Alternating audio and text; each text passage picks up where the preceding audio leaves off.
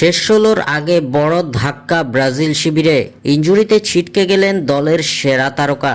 Round of 32-তে জাপানের বিপক্ষে দারুণ এক জয় তুলে নিয়ে শেষ ১৬ ইতিমধ্যে নিশ্চিত করেছে ব্রাজিল। জাপানের বিপক্ষে শ্বাসরুদ্ধকর ম্যাচে শেষ মুহূর্তে ২-১ গোলের জয় পেয়েছিল সেলেসাওরা। শেষ ১৬তে এবার ব্রাজিলের সামনে প্রতিপক্ষ আর্লিং হালান্ডের শক্তিশালী নরওয়ে। আগামী ৫ জুলাই বাংলাদেশ সময় দিবাগত রাত ২টায় বিশ্বকাপের শেষ ১৬র ম্যাচে নরওয়ের বিপক্ষে মাঠে নামবে ৫ বারের বিশ্ব চ্যাম্পিয়নরা।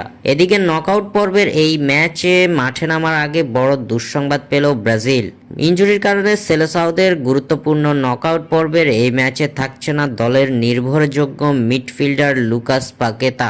জাপানের বিপক্ষে প্রথমার্ধের খেলা শেষ হওয়ার ঠিক আগে থেকেই মাঠে খুঁড়িয়ে খুঁড়িয়ে হাঁটতে দেখা যায় পাকেতাকে।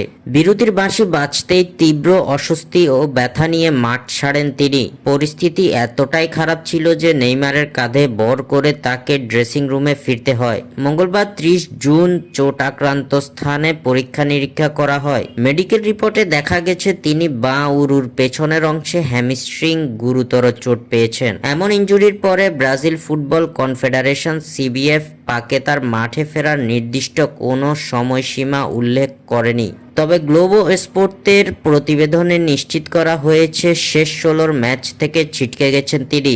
এমনকি বিশ্বকাপে পাকেতাকে আর মাঠে দেখা যাবে কিনা তা নিয়েও সন্দেহ প্রকাশ করেছে দেশটির সংবাদ মাধ্যম। সিবিএফ এক আনুষ্ঠানিক বিবৃতিতে জানিয়েছে পাকেতা বর্তমানে জাতীয় দলের মেডিকেল টিমের নিবিড় তত্ত্বাবধানে চিকিৎসা ও পুনর্বাসন প্রক্রিয়ার মধ্য দিয়ে যাবেন। যত দ্রুত সম্ভব তাকে পুরোপুরি সুস্থ করে মাঠে ফেরানোর লক্ষ্যেই এই চিকিৎসা কার্য পরিচালিত হবে।